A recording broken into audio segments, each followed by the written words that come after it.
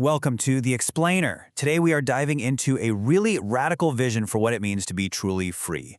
We're going to talk about the invisible chains that might be holding us back, things we don't even realize are there. All right, so let's get right into it. The text we're breaking down today asks the question that I think everyone, at some point, has felt. It's about that deep, universal desire for freedom. Freedom of body and mind. And more importantly, why does it always feel just out of reach for so many of us? So the author kicks things off by pointing out this massive gap, right? The gap between the freedom we want and the lives we actually live. And the author doesn't waste any time setting the stakes. I mean, think about it. We spend our entire lives hustling, right? Chasing that degree, chasing that paycheck, all for what? The promise of freedom. But the text argues that we never actually get there. It's like we're all stuck in a prison we've built for ourselves. And that right there is the central mystery. Why? For thousands of years, why has no one really achieved this total freedom? And the author's answer is pretty stark. It's not because you're not trying hard enough. No, it's that the whole system, the entire system, is basically designed to stop you. It's not a you problem, it's a structural problem. Okay, so if the system's the problem, then what exactly is the system? Well, the author has a very specific diagnosis. They pinpoint the exact factors they believe are holding us all back. Now, according to the source, we're not just talking about little bumps in the road or things you can overcome with some positive thinking. Nope. These are described as fundamental, inescapable barriers that are literally woven into the fabric of modern society. And here they are, the 8 big ones. The author calls these the very bars of our collective prison.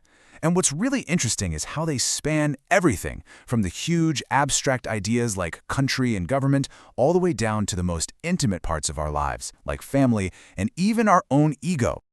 And the author's take here is, well, it's absolute. They straight up say that as long as countries exist with all their borders, laws, and politics, forget about freedom. It's just not possible. Game over from the start. And if you thought that was intense, look at this. The critique goes even deeper. The text applies the exact same logic to family. Yep, the family unit itself. The idea is that all those obligations, all those connections, they're just another set of chains holding you back. Okay, so if society itself is the problem, what on earth could the solution be? After tearing down all these pillars of modern life, things we see as foundational, the text makes a hard pivot. It basically says, look, if the old model is broken beyond repair, then we need a brand new one. And that brings us to the author's proposed solution. It's a pretty wild concept for a new way of life that they call the second home model. So what is this second home? This is the absolute core idea of the text. And it's important to get this. It's not about tweaking the system we have now. It's about throwing it out and starting over. It's an experimental community built from scratch with one single goal: to systematically tear down every single one of those 8 barriers we just talked about. And to prove this isn't just some fantasy, the author says this experiment is actually real. They claim a community based on this model has been up and running since April 2009. That's over 13 years, which they present as proof of concept. Proof that this can actually work.